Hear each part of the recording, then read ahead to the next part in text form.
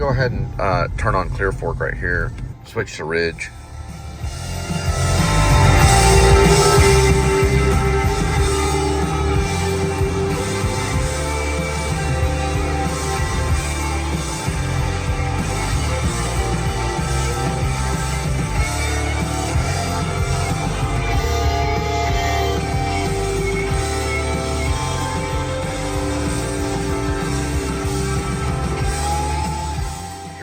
Pretty good one. I gotta zoom back around.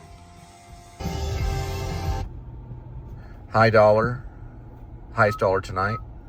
I did a switch to Ridge, as in La and E, as in HI double hockey sticks S. Boom. Tricky, as in fish. Well over 20. Really cool area right there to have a theater too, like an open theater to Shakespeare. Right over there on the other side of that white truck. Still a little Shakespeare play, like maybe Midsummer Night's Dream or something. Have a tip jar out. I don't know, they might stop us, but be like a little traveling theater in the heat. Or, you know, you could do, I've seen a guy do Midsummer Night's Dream as a one-man show. It was probably one of the best Midsummer Night's Dreams I've ever seen. His name was Ketchick. I can't remember his name. He did stuff in Fort Worth, though. He was like Robin Williams. He did all the Midsummer Night's Dream on his own using mops and broomsticks. Yeah, I can't think of his name, but it's like Kachek or something. David Kachek or something. Czechia. My Professor Ken Stilson took us to see him, and he liked him. He thought it was good. We went to the Texas stage, which at the time was kind of a version of Stage West. They were like downtown, right by Caravan of Dreams. It was right next to Caravan of Dreams on the second floor. I auditioned there a few times. I auditioned for the Diviners when I was younger. Anyway, he was in there. His name started with a K, his last name, or it had a K in it. And he did all of Midsummer Night's Dream by him. It's not Ken Stilson, but he took us to go see it. But he started off with there was like a box on stage. There was more like a table. And he was like backstage with a microphone. So he was like making comments about the audience. Very much like Robin Williams. And then he came out and he started doing Midsummer Night's Dream. But he did like a version of it. And he had like these brooms and like these mops. Mostly mops that were like, you know, Helena and all that stuff, and Lysander would be like a mop or something, and then he had like a puppet show, and then he had a flashlight, and he played like Oberon with a flashlight, you know.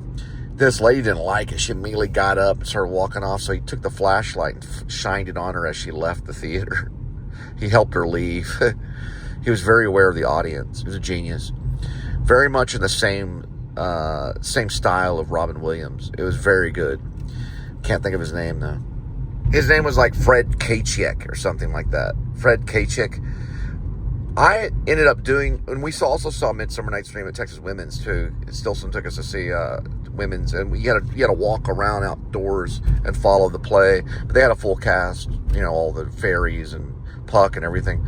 I ended up doing Midsummer Night's Dream twice. One time in Denton, I played Demetrius, and one time in Calabasas, California, I played Starveling the Tailor, because at the time I was starving when I was out in California. The guy that ran that production was from the Royal Shakespeare Company.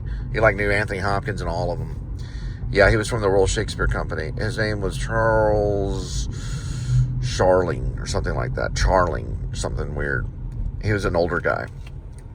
And one time went, "Cole, what's wrong with you? We should go out and get a sandwich." And I was like, I don't know, I'm just stressed out. LA stresses me out. "I know, I've been here long enough and I wish I could get more film work." So I literally was eating like tempeh, no meat or nothing. And so I was at a stoplight, I was turning left, and they have weird lights out in California. They're kind of like, it's not really like blinking yellow, it's like green and red. So you have green that go forward, and then you have a red light for like stop to the left. So I ran it, and the motorcycle hit me on this side. They flew over the car and landed somewhere in Calabasas. The guy told me to get my head out of my ass. The cop, when he showed up, I thought he was going to arrest me. He's like, "Don't worry about it, dude. I've done it myself." I don't know if he hit a motorcyclist, but he's meant to run red lights. He said, "Don't worry about it. You got insurance? Just don't worry about it."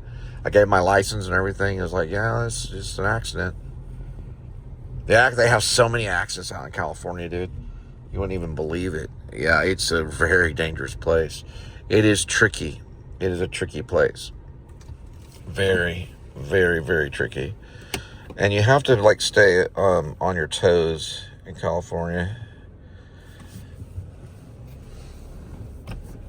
But it's cool because I immediately got a lot of stage work as well as film work. I was also doing stage work. I was doing plays and theater and stuff as much as I can. The managers like that, so the agents. They want you doing theater even out there. They have some badass theaters there. One's called the Zoo District. That one was cool. And then they have, of course, out in Santa Ana, they work with Drake Dormus when he was 17. They had the Diapatro Theater, the Orange County Crazies. There was the Calabasas Shakespeare Group. I don't know if they had a name. They were kind of a traveling Shakespeare group. And then that was with Al Charlings. And then they had maybe like 10 really good theaters downtown. There was just also the LA Philharmonic area where they had the big theater there, the Taper, whatever it's called, Taper something. There's a bunch of theater out there, a lot of freaking actors. You go into a restaurant and you go, hey, who's an actor? There's like 50 people that raise their hands.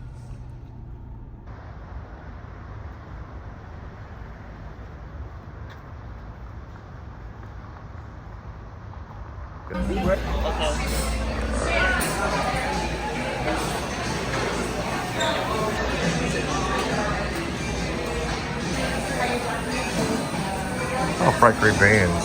They got drinks, strawberry, blackberry. Cool. Still working on the zipper right here. What I do is I do like a few little inches each time to try to get it all the way like right there. Do like one little thing about like that. Go about like that. Alright, I got it up to about right here. Pretty much like licking it right here. I'm licking it all right here and then just slowly moving it this way. So I get it back over here. See it.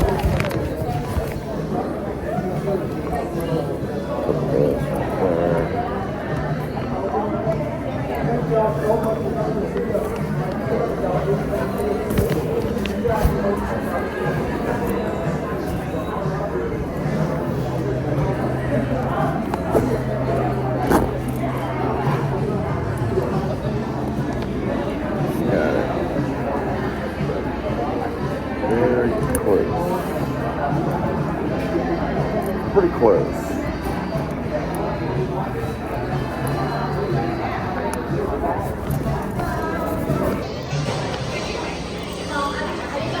I'm moving that just like little inch by inch.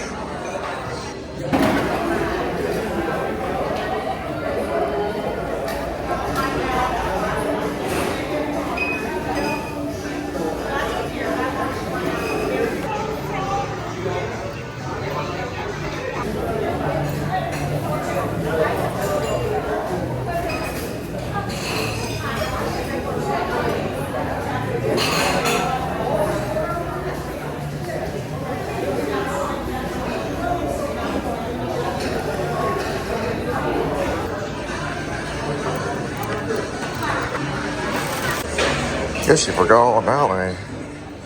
I was able to get zipped up almost all the way.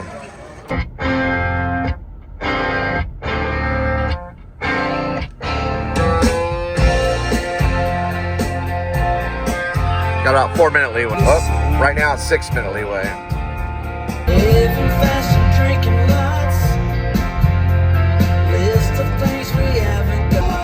We got these 2 drops in Arlington. Then we're gonna head back to Central. This is going to Arlington. Okay, according to Google, on a 2024 Forte Kia, when the empty light turns on, which is called the yellow light for empty, you have between 30 to 45 miles. So that hasn't turned on yet.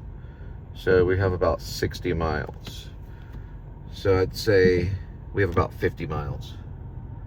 So accumulating info, we're going to gauge it at 50. That's exactly what Elia Kazan did. Yep. That's why they called him Gage. Why did they call Elia Kazan Gage? A lot of different reasons. He desired to please, and he knew a lot of stuff about gadgets. Lee Strasberg used to read manuals to cars and stuff. They studied gadgets and things. They studied acting. They studied human behavior, but they also studied gadgets. They were obsessed with, like, basically Inspector Gadget kind of thing. Remember that? Inspector Gadget. Well, he was obsessed with gadgets. That's why they called him Gage. It was a nickname that he got in college. A lot of people don't realize Elia Kazan didn't have a high school. He didn't have a high school diploma, but he did go to college. Gage was very handy and good at fixing things. He was like a handyman, but so was Marlon Brando. Another thing too about Elia Kazan was that he went to Williams College, but he never graduated high school. But he did go to college. I have some friends that never graduated high school and they went to college, and they did very well in the SATs too, but they never got a diploma, and they went to college. And that goes that way.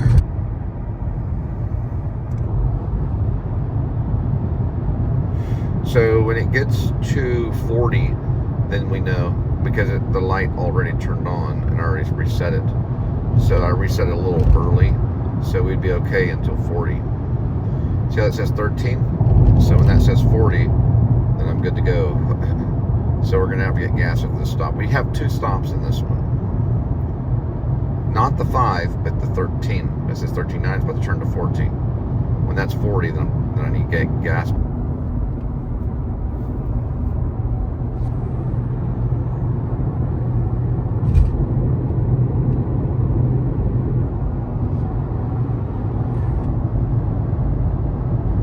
That's probably a true reading. Actually, it's not. It did go down to 4, but it's not a true reading. I've been keeping track of it. And look at the gauge.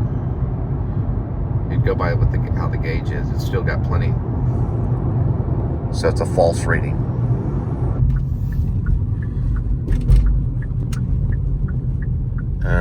Plenty of gas stations right here where this bridge is, or it's at least civilization. There's a Cracker Barrel over there, and there is a gas station over here, because I remember coming over here one time before.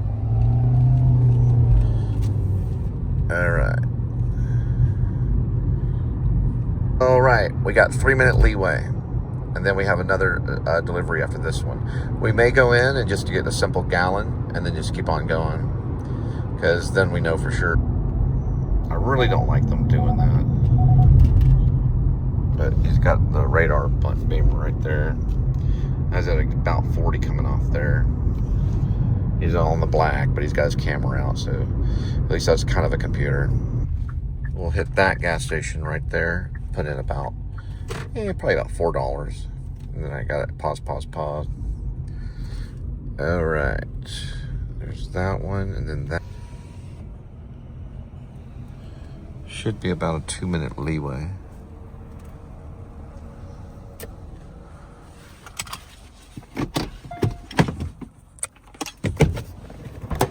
Right off a little road, so we're pretty much on target.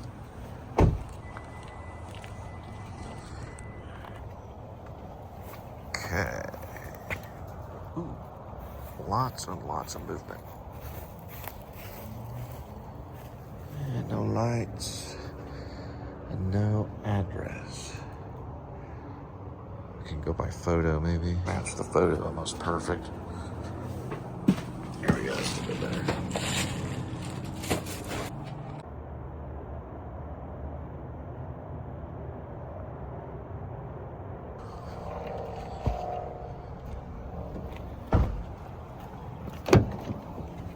All right, we're at a 1.5 on this one.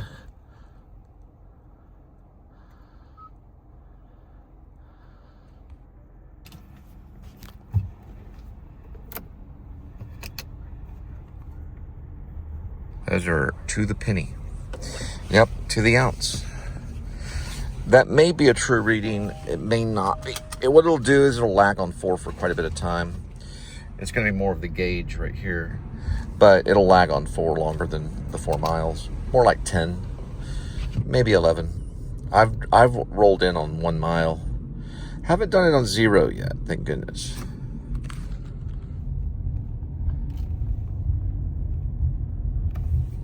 We got a 1 minute leeway. It's a little close, so we're just gonna go ahead and trust that is really about 11 miles and bring it in from there. We got about a 1.5, so we're probably closer to a 1 right now. Mistake on that. It's 0.4. It'll be to the left up here. 0.4 coming back, which is about a mile. We'll have plenty to get back. A good 3 miles according to the target, but I think we have probably about maybe 10 to 15 according to the gauge here. That's supposed to be probably up to 40. Yeah, because that gauge needs to work better. Already open, so they kept it open for me straight ahead. Probably to, I can't tell. What do you think? Maybe to the left? Well, even if it is to the left, we can zoom around here in this vampire-looking film. I mean, this vampire-looking thing. This would be great for the vampire movie. Yeah, we could use parts of Arlington. This could be one of the vampires. Could stay here. But I'm not getting an address, so it doesn't look like we're going to have to. I don't want to run over their cone. I know they're going to get pissed off. I don't think it's them, though. It'd be a cool little vampire movie. Yeah, Trinity Hills is one title. I might change that title to Trinity. It's kind of Matrix, but shit, I didn't see that. I think he's pissed off at me. It might have been them though.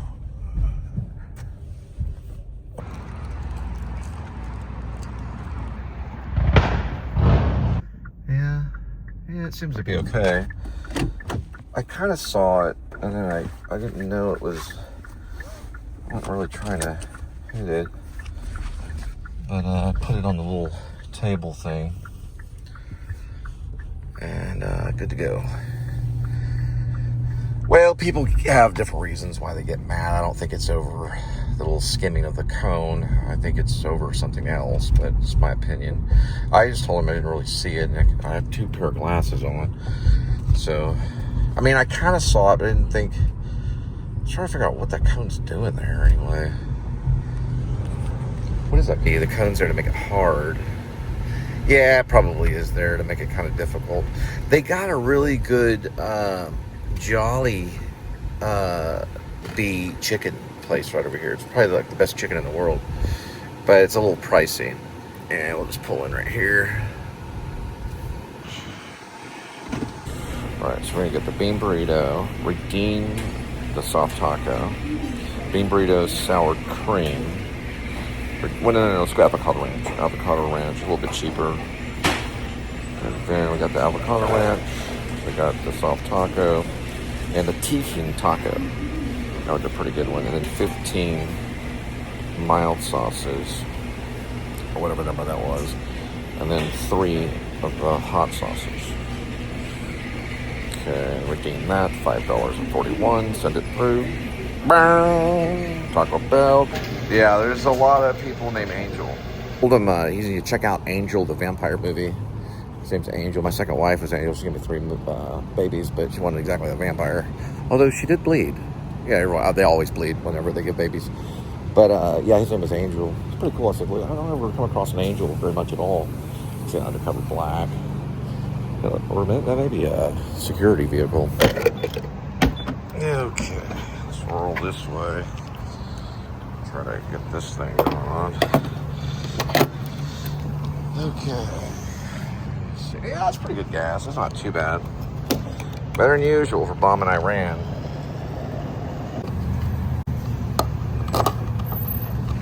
Okay. Yeah. Yeah, there it goes. Did it again. I ordered a big old order at Taco Bell. I got myself a bean burrito, soft taco, redeemed my soft taco, got myself a Tejan taco, real tasty one. Then I sent it through, and then I went, you know what, I forgot my drink. So, and then I sent the drink through on the second order, took a second order, but I double checked that one for the address.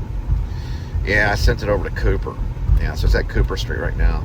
I'm gonna go over to this interstate one and pick up my, I guess it's a gordita wrap with a drink, so I don't get the big order. But I emailed them through the app. They usually give me a gift card, or they give me a little number, because what they do is they monitor it throughout the night if it's not picked up. We got a piggy poo up this way. Arlington piggy poos are fucking impossible. Yeah, those guys are fucking meaner than hell. You don't want to fuck with the Arlington PD. Those guys are meaner. That was the guy that jumped out underneath the bridge like it was a haunted house. Fucking, get out of here! That guy, that was Arlington. Yeah, they're kind of hard to fucking find. They're all over the fucking place. And they hide and shit. Yeah.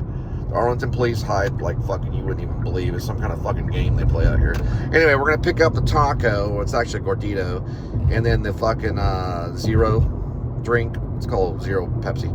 Pick that one up with the hot sauce. That's all we get for tonight. I ain't going to fuck with it. The Cooper one will replace. They'll give me the fucking card and I'll be able to put it back on the app thing. All you do is send it through and say missing, wrong location. They have a tendency to want to change the location within the new app. So you sure you don't want that location? And they're making billions off of it, dude. Yeah, Taco Bell's fucking banking. They're banking because they're feeding their employees like crazy. All their employees are getting fat. People are ordering these fucking apps, and they go up there and it's like, where's my fucking order? Big old fights break out, fucking all kinds of shit. That's why I'm fucked that one up on purpose. Got an orange pollution and healthy limit outdoor activity. Nah, I really fucked that other one too. They should have a thing where it say switch fucking order. God bless it. Yeah, I know. God bless it.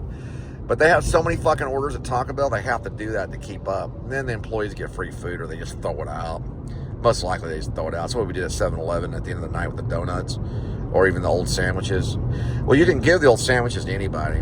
About midnight, I might be looking on that. We got a whole bag. Got to pick up Taco Bell. It's going to be a gordita and a large Pepsi Zero with no add-on. About 15 hot sauces on that one. I fucking predict that one big time. Yeah, I just went through and double checked that address. Fucked it up. The other one's at Cooper.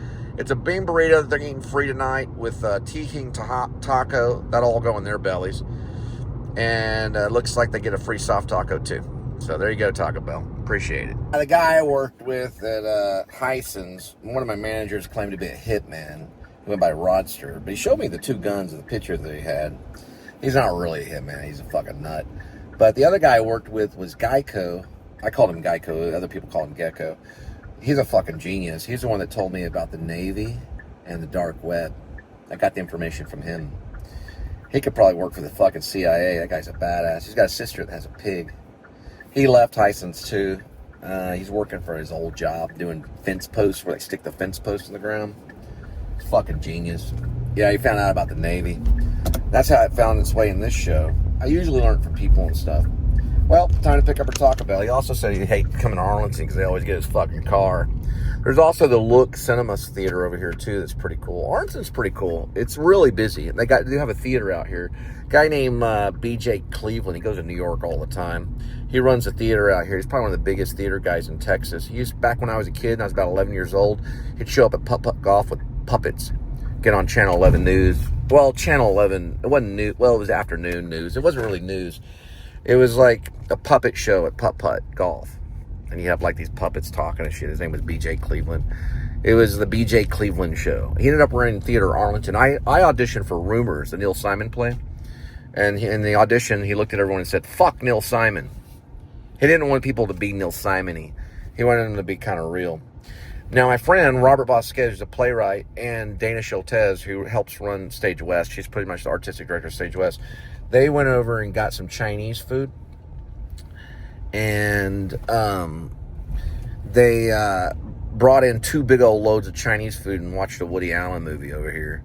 I didn't get to join them, though. This is back before they had the theaters. We were studying, like, P.J. Barry's original work, trying to memorize lines like crazy, back when we were in Wesleyan days. Right after I did, got the Irene Ryan for Stanley Kowalski. It's called Look Cinema now, but it used to just be like an AMC or some shit. UA. It was probably a UA. And they saw a Woody Allen movie there with Chinese food. Brought in a bunch of it. Probably... It wasn't Midnight After Paris. That one was shown downtown. Midnight After Paris? Yeah, something like that. It wasn't that one. Midnight in Paris. No, it wasn't that one. It was probably Husbands and Wives is what they saw. I think I did a go-in on this one. Taco Bell, going for a go-in.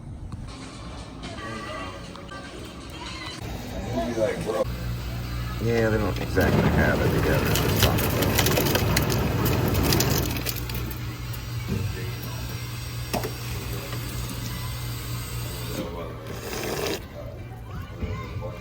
Oh no, that's not gonna work.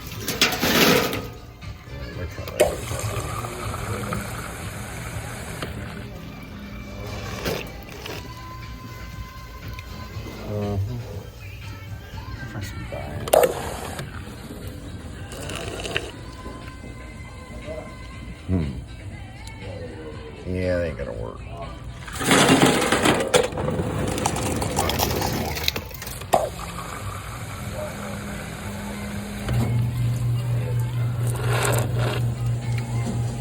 That might work. Swap it on there like that.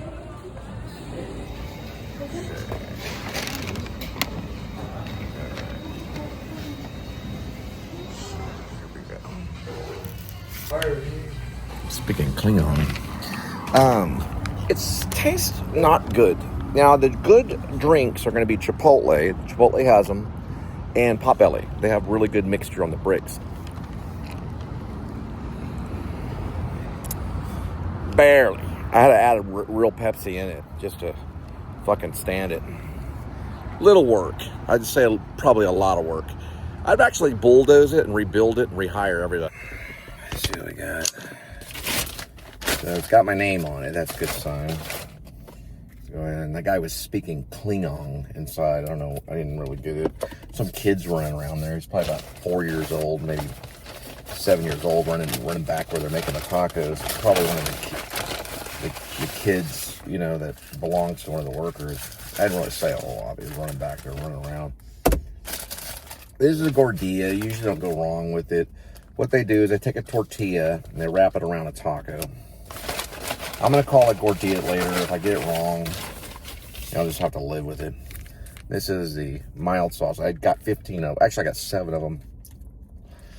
The Cooper Street one was the bean burrito, souped up bean burrito, the soft taco, and the Tejan taco. Or Tejan. Comes with a little powder stuff. This is better than nothing, I can tell you that.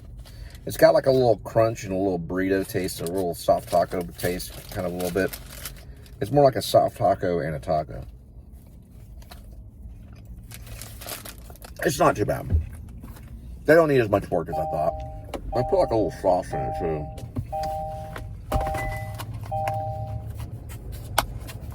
It's pretty good. I remember every night when I played Stanley Kowalski, I had to eat fried chicken. And they get the fried chicken at Tom Thumb. It's pretty good. Eating fried chicken in front of 300 people. Nobody else has a snack. And you're like pigging it. Mm-hmm. Big bites, too. Stanley was mad. Ask Alec Baldwin. Mm-hmm. Grease all over his fingers and his face. Blanche or Stella, you got so much grease on your face, it was Stella, yeah. And he gets up and slams the freaking, you know, this is how I clear my plate. I remember, I was a pissed off motherfucker. Weighed about 177, pure muscle. He had a 6-pack. Now, the other lady, she won an Irene Ryan. She played Stella. It was a big upset that Blanche didn't win. I went to Stanley and Stella. Then Stella comes to my dorm room, April, and tells me, I got the award from the out-of-state guy. You got the award from Stilson. Who cares who gave out the awards, and how can you prove that? They never admitted who gave the awards. I probably got it from Stilson. That I'll-say guy wanted April's boobs. She had a fucking double D. I think that stand-up comedian that did the reading for me, Was it Hidden Drive? He was trying to be a stand-up comedian. He was like a hit comedian. Yeah, I think it was Hidden Drive. Was it? Or was it In Store? No, it was In Store. Oh, he didn't get paid, did he? Hang on. Yeah, I feel bad. I paid some of them. I paid one check $100. Cash. Put it in a little gift. It was like a little, like a card. And, thank you for doing the reading. And there's $100 in it. And she came back again and did another reading, too, and got another 100. She's hot as hell. I think her name was Maddie. And the other chick, Victoria Valentine, who was just as hot, she didn't get anything. I couldn't pay them all. I paid some through PayPal, and I paid them later on with food and stuff like that. On a black guy, I played the Mole Bandit in the store. I played a female role. He got mad, man. He sent me terrible emails. Threatened to almost sue me. This was supposed to be paying day. He reported it backstage and I got in trouble. But I was making a point about banking. The house always keeps the money. Yeah, so listen to In Store. It's a good play. It's about when I was a banker. Russian Butterfly is about Bradley Cooper and communism and the church. And the first one is about Hidden Drive, which is about a rider stuck on the Moosehead Trail. I'm doing it backwards. It starts with Hidden Drive, then it goes to Russian Butterfly, and then it goes, and it's actually pronounced Russian Butterfly, and then it goes to In Store, which is about banking, and about Apostle Paul. It's about Apostle Paul and banking. He makes a theory that the only reason they kept Apostle Paul around was because of the money. The Romans wanted to know where Solomon's treasure was. They figured Apostle Paul might lead him to him because he's part of the tribe of Benjamin. It means he was Hebrew. They kept him around until they found out information. They spilt his blood as an offering. It's called a spilt offering. That means they whacked off his head. They made movies about it.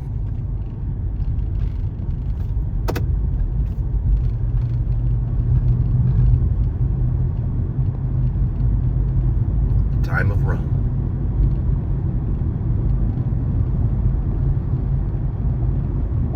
The thing about the theater that we learned in theater history is it made you evil because you're around so many people.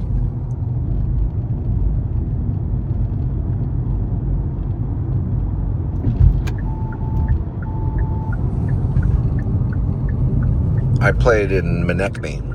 Sponge is what they called it. It's a children's play. They called it Menechme. I think we called it Menechme. But I played basically the Arlecchino character, the clown, Paniculus. Yes, Paniculus. It's all about me. Me, me, me. Me, me, me, me, me, me, me. Me, me, me, me, me. Sex, food, money. Or food, sex, and money. Or money, food, and sex. Or sex, food, and money. Or money, money, and sex, and more food. So however you want to put it. But Paniculus, he got it all. Well, that's why Brad Pitt always eats. He's kind of the Paniculus character a little bit. He was in 12 Monkeys a little bit. Yeah, Paniculus would stuff himself, and then he would go and take a broad, and then he'd get some money. He'd always get all three. He's also loosely later to be based upon Arlecchino, which is basically the clown. And Paniculus was kind of like the one telling the story of Menechme, at least how we did it. Menechme Twins is what it was originally called. I think it was Aristophanes. At least Aristophanes was wrapped up in it in some way. Some say Plautus, but it was probably Plautus. Well, I'll find out in a minute. What the hell is that? It was Plautus. It was Brothers Menechmus. It's kind of like they did a musical on the way to the Forum, or whatever it was called. Menechmus Twins is one name. Another one is just Menechme. And then ours was called Menechme. But it's also called Menechmus Twins. And we did have twins in it too. We had lots of music. We had a jazz band. We did it mostly for children. It was children's theater. But it went from Wesleyan to all the elementary schools all around. They liked it. I did like kind of a Jim Carrey, like, a laugh that was really big because you could see it on the stage. So one of the guys that was playing like a real method role, where he played like a music, and there's a play called Balcony, and the guy plays like this guy that suffers from agoraphobia. He doesn't like to go outside and be around people. He's stuck on a balcony. It would have been great to do during COVID, but people wouldn't go to the theater then. But it was like he's trapped in his apartment. He did a very real play. He was a musician. He was a great guitar player. He did a very realistic play. And then he saw me in the cafeteria and said, you know, I went and saw Menechmi, and like I couldn't even recognize you. Yeah, because I had a big nose on. It was very commedia dell'arte. You know, like, okay, here's an example. Think of Robert De Niro in Cape Fear. The laugh. That's very comedic. Very comedic. But it's very like slapstick, jumping around, might do a roll on the floor, get spanked with a slapstick thing, very Charlie Chaplin all over the place, you know, just very commedia dell'arte, but yet Menechmi. That's where Johnny Simons was introduced when Connie Whit-Lambert was directing it. She brought in Johnny Simons, and that was my connection to Hip Pocket, because he trained everybody in theater movement for that. He would do that. He was a specialist that would go to different colleges. He was also in the Navy. He's a pretty good mime. He's actually one of the great mimes of our time, other than Marcel Marceau. He may be one of the greatest mimes, but Goldston is too. Greg Goldston is a mime out in Bronx, New York. He's also a very good mime. He teaches online.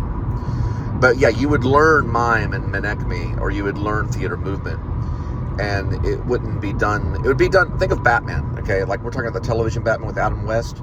You know how the Joker was, and all those characters were bigger than life. All that stuff. The kids love to watch that kind of shit. That's Menechmi. You always want to study that shit in theater because it brings it into real life.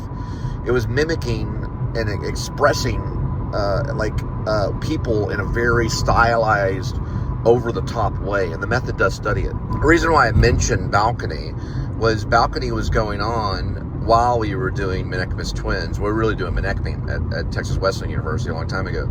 And Elizabeth George she did Balcony.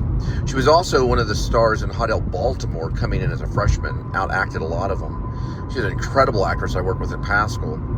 She kind of looked like a big boob version of the chick that's in I Shot Andy Warhol.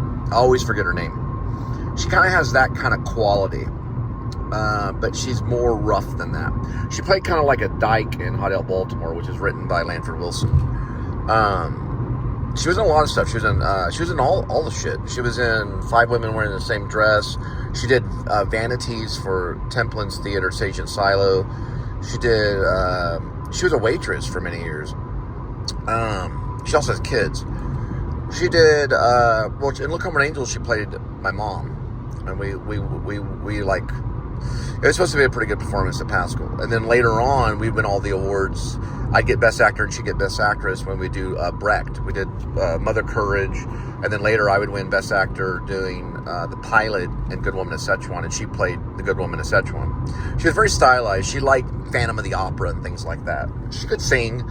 Most of the Wesleyan actors could sing. I had a little problem with it, and so did Chase. I called him Chase Pruitt. He might have had a different name. That we had problems singing. We'd have to really listen to the keys and stuff. But we could carry a tune. I could carry a tune. Joe, whenever he was interviewing me, he said, "It looks like you might could carry a tune from the way you're talking." And then I learned voice with Sonia, and then studied voice later on. I studied voice heavily in New York. We mostly did a lot of voice to a voice teacher that almost kicked me out of the school. She was very tough. She was just very sensitive, but also a big voice. Usually all my voice teachers were female. Don't know why that. And also when I sing, especially in some of the Linda and Cole band, I sing in a higher pitch. We're going to go straight this way. I even took lessons while I was at Wesleyan, where I paid extra lessons to get more voice training than what I needed. And the thing that we always learned was this.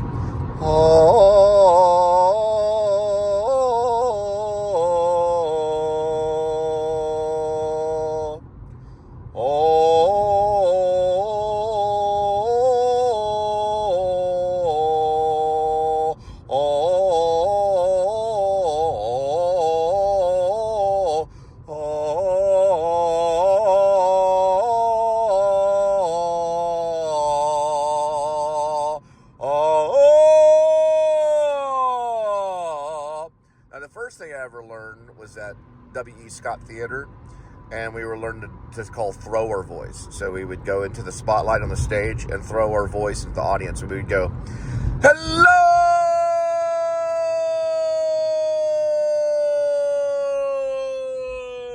Exactly like Kyle MacLachlan in Twin Peaks Return, which happens to be my favorite when it comes to Showtime movies. And especially just movies, Jim Jarmusch loves it. Yeah, Jim Jarmusch, or Jim Jarmusch, if you're Richard Linklater. I call him Jim Jarmusch, but some call him Jim Jarmusch, especially at the Austin Film Festival. You have to say Jim Jarmusch. But if I'm there, I'm going to raise my hand and say, Jim Jarmusch. No, I'm not going to do that. But, because Richard Linklater get mad. I remember we had a guy at Austin Theater Camp, because I went to Austin Theater Camp. Matthew McConaughey done other shit. But I was in Austin when I was young, 19, before Dazed and Confused. Lynn Murray, I remembered his name. It was Lynn Murray, looked like Shakespeare. And we had to all call out a number. So we would all be there, like there was 100 people. We'd sound off 1, 2, 3. We all had a number that we had to call out. Mine was like, I don't remember the number, but it was some number. So when it got to your number, you had to say that number out loud. No one could say the number for you or you get in trouble, possibly even kicked out. That way we kept up with every theater person. We also learned makeup, dance. I mean, the theater training went on for more than 10 years for me. But I isolated the training on my own, like going to different theaters around Fort Worth and all that stuff. It all led to the Mecca, which is the actor studio. So only the best got there. They would only take the best. Chase was one of them, and he got there too. I don't know if he graduated. I only got through 1 year because of 9/11, and then I had to go into writing. But I still try, you know.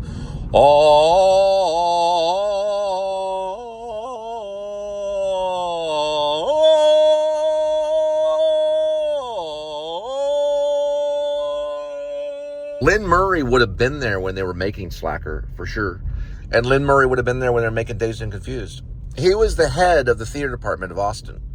So if you were going to get a scholarship, which I didn't get one at Austin, I got one at Wesleyan and I got one at UNT towards the end of my right before I graduated, they gave me a scholarship towards the last aspects of things for doing a Shakespeare monologue for them. They actually qualified me on a scholarship for just doing one Shakespeare monologue. But I also got into As You Like It, and they scholarshiped me towards the end. Then I got a scholarship, of course, to Actor Studio Drama School. They all got scholarships to get in there. But I did not get the scholarship for the Austin Theater Camp. I was very down. Now, Kara Vetter, she was like a gymnast, beautiful, gorgeous woman. She did get the scholarship at UT Austin, but she chose to leave Texas to go to NYU Tisch. And then she married a Wall Street guy and she ended up doing real estate, making $1 million deals. She ended up in Woodstock, and she does media. She does professional media for businesses. Last name is Vetter, just like Eddie Vedder. But she's not married to Eddie Vedder, but she could have been. She was super hot. She was the one that helped me when I first came to New York. When I was going to the Actor Studio, I didn't have anywhere to stay. I stayed under her stoop when I first arrived, probably for a night and a half. Then I found the room in Brooklyn, and then I got robbed, and then I had to leave Brooklyn and got into the dorm room on Gramercy Park, which Lipton let me in. So I got to stay there for the year during 9/11, as in September 11th. So everything went haywire. Everything went sideways, as they say, right into the building. All right, 4 minutes and 20 left. We'll be at Central in just a minute. I came really close, but her friend Natalie Z came very close to that. Yeah, Natalie Z was her friend. I got a photo of both of them, Kara and Natalie, in a basement area. We had pizza night at the UT Austin Theater Camp, 1992-ish, and maybe 93-ish. I don't know. I have to think about that one. The summer of 92, probably. Yeah, the summer of 92. And then we would meet up later in New York. And Natalie would go to Hollywood, and she would get NBC shit. She got in on a television show with NBC. She did soap opera stuff. She still works with filmmakers today. She was on a huge NBC show. It was like a post-apocalyptic NBC show about the end of the world. She was a mom. I can't remember the name of it. And then she also she had to remove her top. Yeah, I know. I was like, damn, did some work on her. Shit. We were all lusting after her when she was doing Christopher Durang at the UT Austin Theater Camp. She did Natalie, Natalie was her name. Naomi in the living room. Is it Naomi in the room? Naomi in the living room. She was like, that was like the best scene that was there. We were all like in love with her. Then later she was kind of a 90210-ish, but she had like a Billy Corgan. She fixed all that later, which I don't like when they do that. Like when Jennifer Grey fixes her nose. She had the teeth that went in like Billy Corgan. I thought it was sexy as hell. Just like Patricia Arquette, yeah. But she fixed it. So she made it like perfect, which I don't like when they do that. But she's still pretty though. She's more like she's kind of like I'd say almost like a Calvin Klein model. All right. That's about 350 yards right there. So let's see if we can do it. This is all military. Look, the theater is the way the military gets shit done. I mean, it's a creative form of play. They call it the theater of war. Probably 140 feet. I was doubling it. 120 feet now. Probably going into about 90 feet. Going into 70 feet.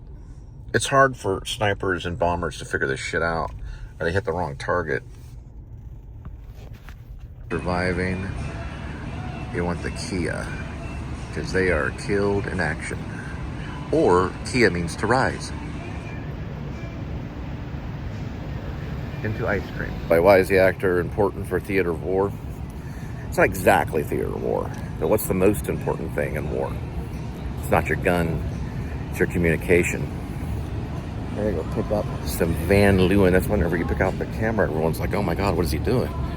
He's getting ready to kill about 1 million people.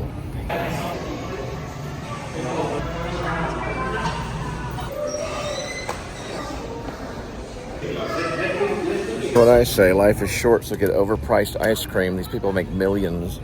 I didn't mean kill like 1 million people. I mean, like that shit, they're making a killing.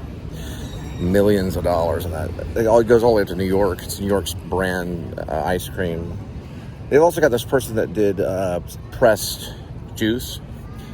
And a lady in New York, she made like hundreds of millions of dollars on pressed juice from like a juice stand. And then she pretty much brought it all the way here, right there. Doing something else, what would we have left? So one thing I did used to study is after I did my remedial algebra and remedial geometry at UNT to get into the school, because I had to take a certain amount of geometry and algebra just to get in. My English was okay. Once I got in there, years later, I'd take business calculus. I think 2 years later, I'd spend 6 hours a day in the math lab to try to understand things like logarithms for calculating.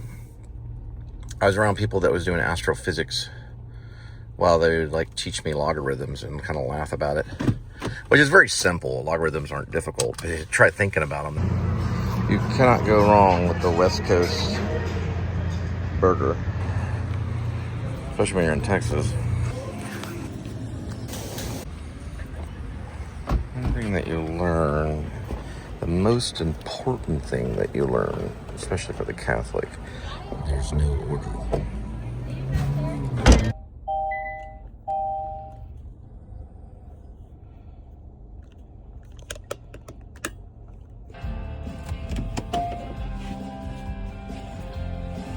Now we're getting Brian De Palma.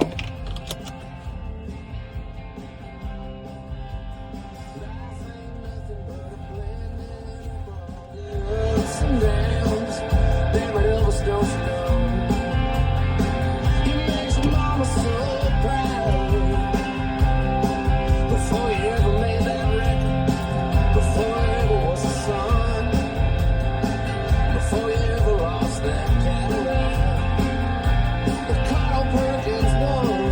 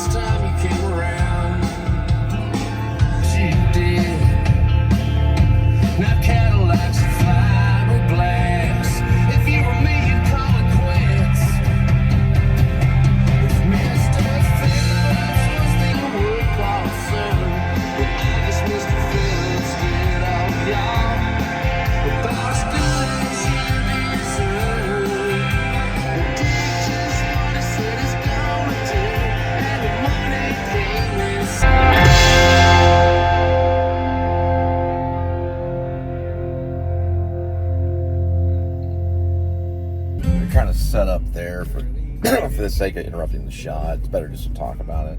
You got the red and blues there sitting around. There's like millions of shots around TCU. It's like I don't have like tons of it already.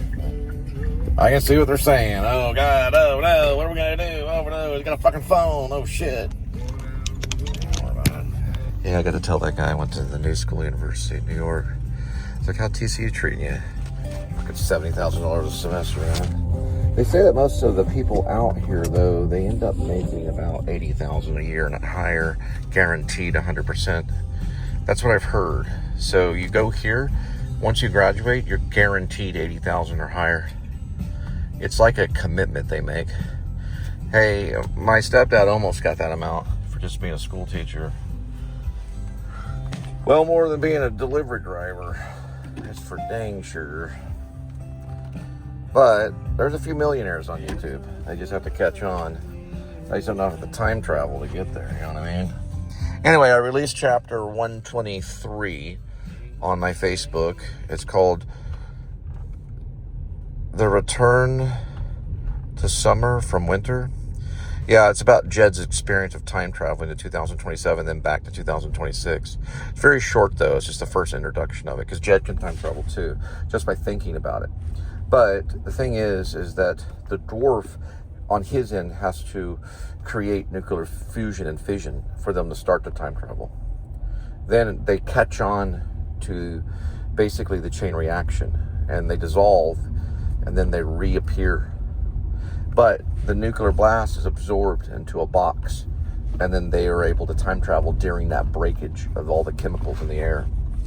All the components in the air are broken up in fission and fusion, and then they're able to enter kind of into that. So whenever he comes back, he sees a purple glow in the sky. You know, those kids are each worth about $1 million that are here. So they got them well protected. So they're paying $43,000 a semester. That doesn't mean $43,000. They're paying $60,000 a semester, and some people even say $70,000.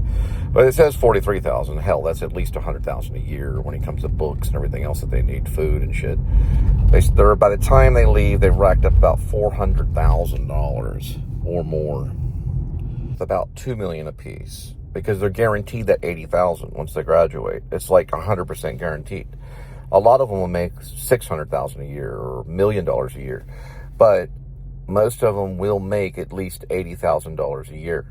That's been proven. So they're going to be worth about $2 million. Each student is at least a $2 million thing, as in the revenue that they'll create. So you take that $400,000 and you subtract it from $2 million. It's a profit. So after all the math, if they do $80,000 and they work for 20 years, that's what, $1,600,000. So if they do 30 years, then you add an extra, well over 2 million. But that's the revenue. Plus you got to take out the 400,000 that they paid to get to that 80,000 a year, which gets to the 2 million. So you take 2 million, you subtract it by 400,000. And that's the revenue of guaranteed. But a lot of them will be millionaires.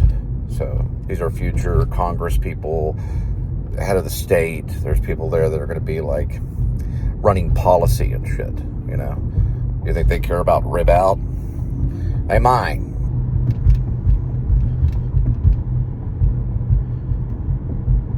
Check that clearing.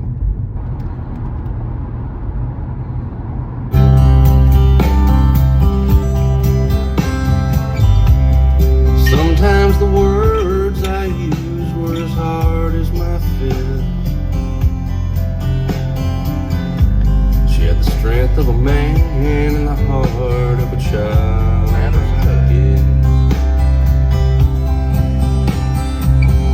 Space City's 1 hour up the road for me.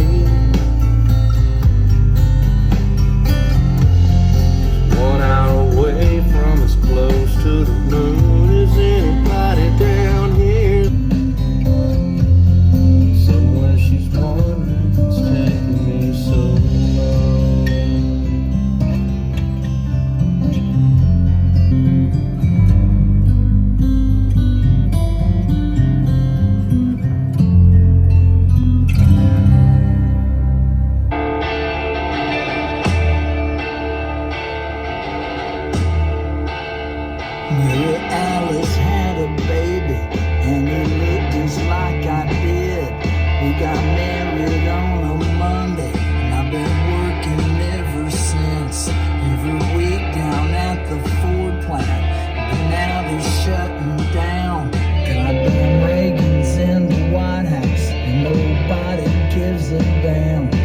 double-digit unemployment. TVA be shutting soon. While over there in Huntsville, putting people on the moon. So I took to running numbers for this man I used to know, and I sell a few, sell a little blow. I'm getting rich now, but I'm getting more than by. It'll be tough to make a living, but a man's just gotta try. If I died in Caldwell County, would it make the evening news? They're too busy blowing rockets, putting people on the moon.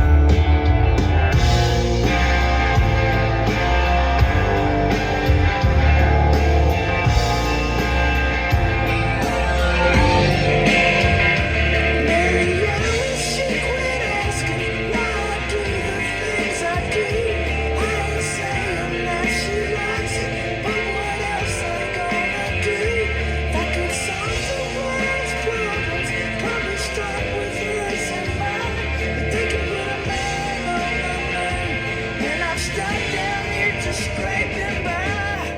Ariana's got cancer, just like everybody here. Seems like everyone I know's getting cancer every year. And we can't afford no insurance. I've been 10 years unemployed, so she didn't get no chemo, and our lives it was destroyed. Nothing ever changes, cemetery gets more full. There in Huntsville, even NASA shut down too.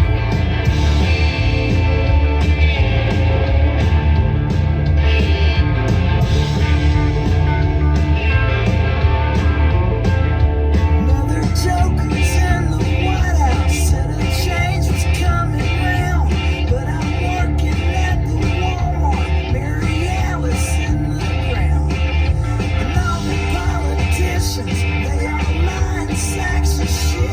They say better days upon us, but it's sucking left hand tip.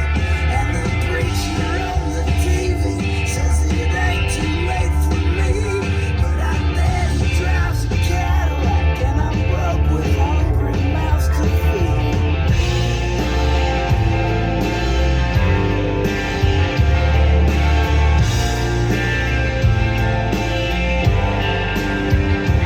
And I wish I still know was a better way of life.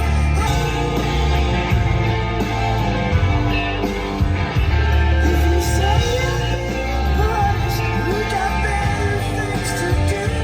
Turning mountains into oceans, putting people on the moon.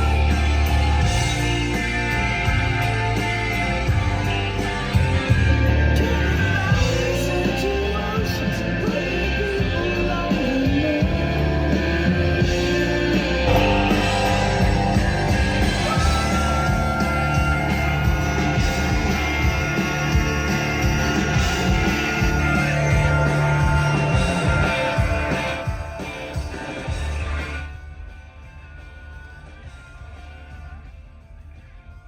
Well, scared the shit out of me. All right.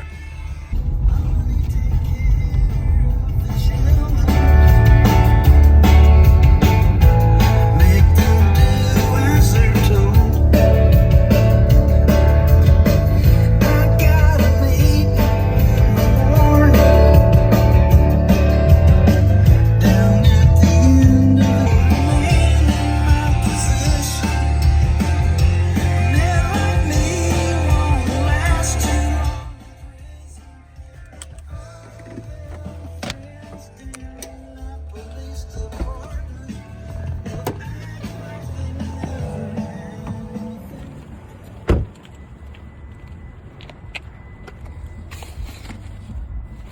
This one's the ice cream.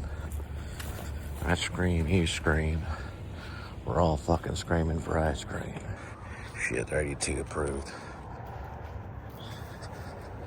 That's $560 sale right there.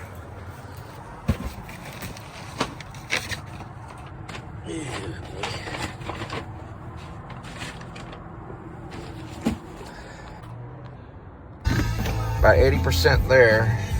Everything pause. We're gonna head back to Central. Get that extra. Need about a. Thank goodness we don't need a Benji.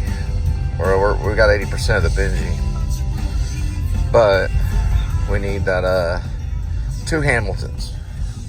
I guess it's Jefferson. Yeah, it might be Jefferson. There's Abraham Lincoln, that's number 5. 10 is a Hamilton. George Washington's $1. And Benji's the 100. That's the magic number. Benji's still the magic number. It's been the magic number for a long time. Yeah, but the thing is, when you're ADT, you just knock on one of the doors and you get 5 Benjamins. Or 6 for the place that I'm looking at. You get 6 Benjamins for one door knock. If you talk right, these guys help. Honey, take care of the children. Lay the house off when the salvage yard gets sold. And you don't know nothing when the insurance man asks questions about what went down at the Goodsfield Road.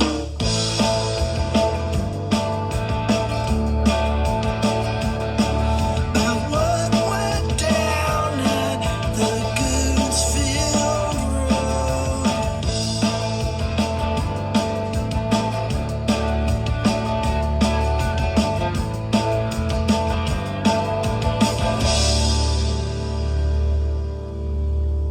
All right. Deep in there on the outside of Crowley. Crowley police, they're all like Alexander Crowley, where the fuck that guy was, the witch one. Ever see Rosemary's Baby? They were talking about that character Crowley. That's when you say you're in Crowley. It's like witchcraft out there. Yeah, I can't remember his name. Alejandro, whatever, Crowley. He was a witch that was in Rosemary's Baby. Well, at least he was mentioned. But we're on the outskirts of that. That's called the Majestic, just like Adam the Woo's Drone and the Jim Carrey movie that I was in. I was in a little glimpse of it. Frank Darrenbot told me where to walk. But we're going to head back, go back to Central, and get out of the edge of Crowley. And we'll give Drive-By Truckers one more try. Well, he beat her with a belt once, 'cause she cried. She told him to take care of me. Oh, shit, never mind. Headed down to Tennessee. This ain't Drive-By Truckers. Well, it's easier than just waiting around to die.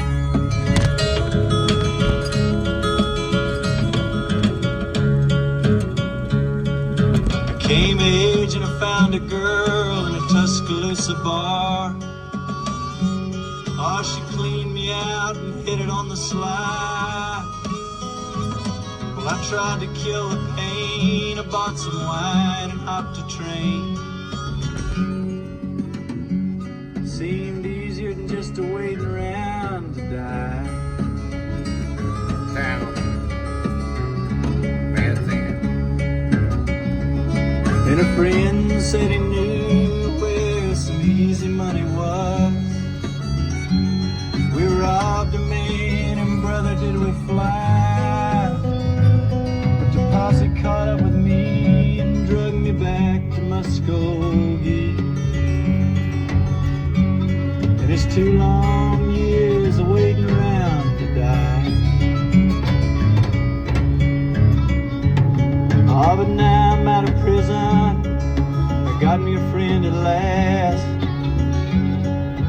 He don't drink or steal or cheat or lie. Oh, his name's Codeine, and he's the nicest thing I've seen. Well, together we're gonna wait around and die. Yeah, together we're gonna wait around and die. All right. Town Van Sant. Let's see if they can bring it back to Drive-By.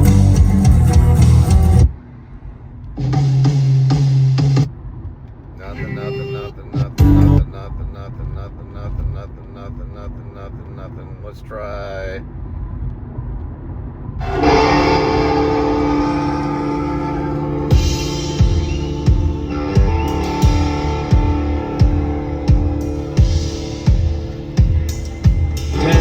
poker, what they say. Back in his younger day, prohibition was the talk, but the rich folks walked to the woods where my daddy stayed. Jugs and jars from shiners, these old boys here, they ain't minors. They came from the 29ers and didn't take a hole in the ground to put the bottom in their face.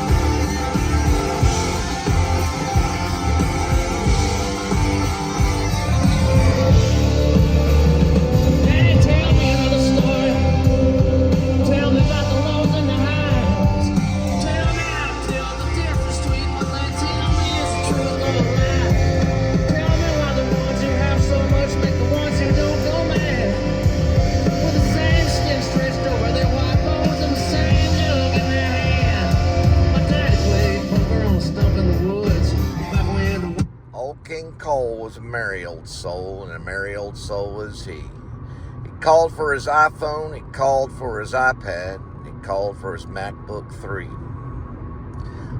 Old King Cole was a merry old soul, and a merry old soul was he.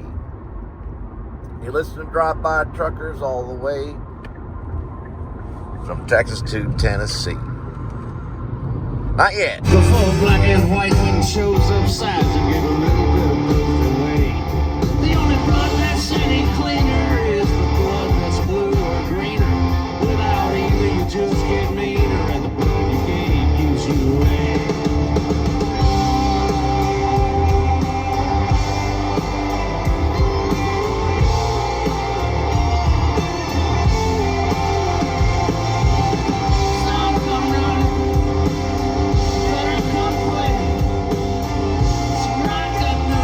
Whoa. What in the world? It's fireworks along the highway. A couple of them.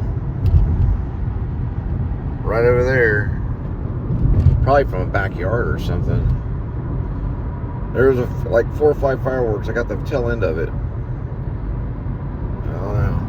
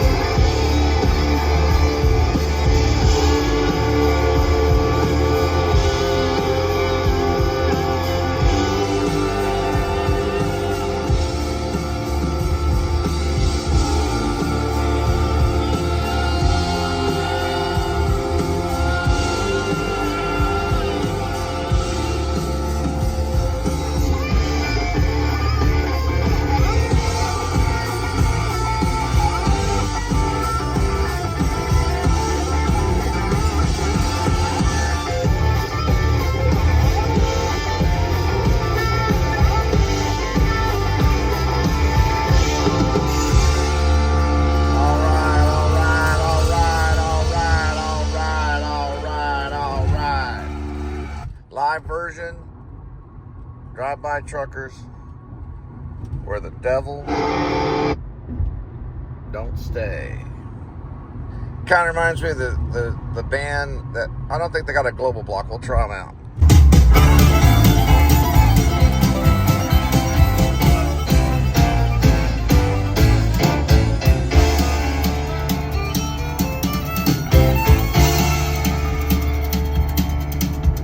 The devil went down to Georgia. He was looking for a soul to steal. He was in a bind because he was way behind and he was willing to make a deal.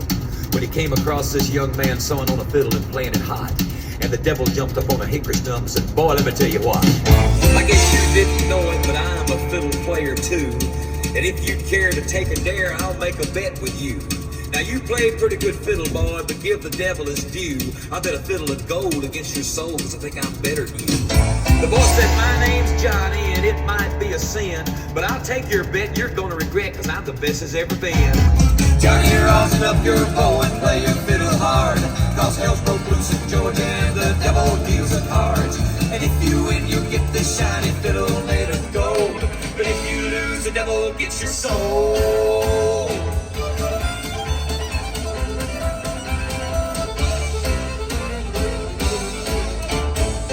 Opened up his case and he said, I'll start this show, and fire flew from his fingertips as he rosined up his bow, and he pulled the bow across the strings and it made an evil hiss. Then a band of demons joined in and it sounded something like this.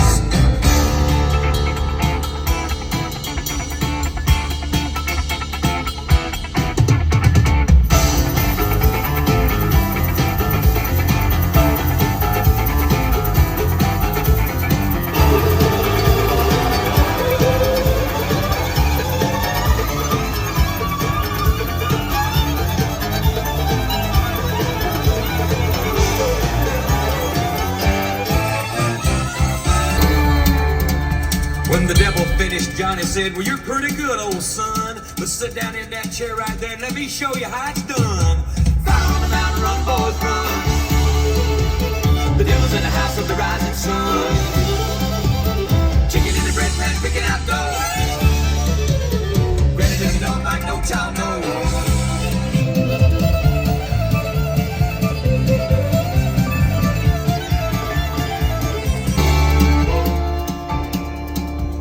The devil bowed his head because he knew that he'd been beat, and he laid that golden fiddle on the ground at Johnny's feet. Johnny said, devil, just come on back if you ever want to try again. I done told you once, you son of a bitch, I'm the best as ever been. He played fire on the mountain, run, boys, run. Devil's in the house of the rising sun. The chicken in the bread pan, picking out dough. Granny, well, you don't like no child knows.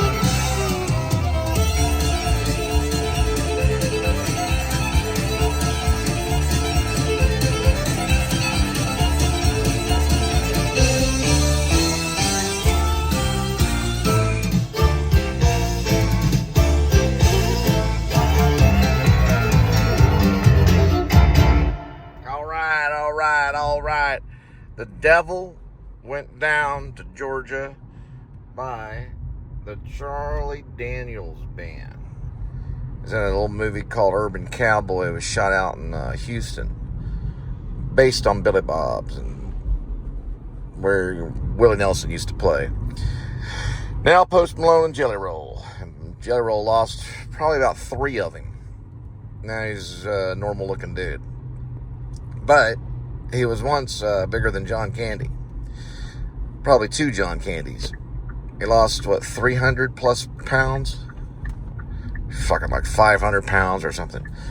Yeah, he lost a whole lot. He went out to Billy Bob's with Post Malone not very long ago, and they played, I don't know if they played that song though. But yeah, so when you see Urban Cowboy, Gillies is based on Billy Bob's, but they just moved it to Houston. And I don't like watching that movie for some reason, but it is a good movie. It's very emotional, and John Travolta's in it. It's just, I don't know, there's something about it.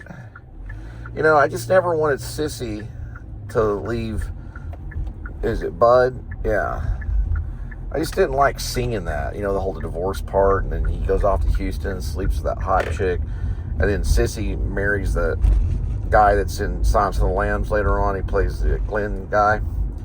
Well, the Glenn guy, he plays the Crawford in Silence of the Lambs. And then he has a broken arm and he drinks the whiskey and all that shit. I don't know. It's just kind of like one of those movies. I don't know. I just can't watch it. But I like it. I've seen it several times. I just don't like watching it. It affects me. One thing about it that it shows is that when the woman, there goes piggy poo. When the woman is unfaithful, then the man's job is at stake. Because remember when John Travolta falls off the thing and he's hanging upside down and she's basically getting ready to cheat on him or whatever, or she's getting ready to be unfaithful. So they mix those two. I gotta think of the director that did it. So it's like, bad karma and stuff. It's kind of weird. But it's a good movie.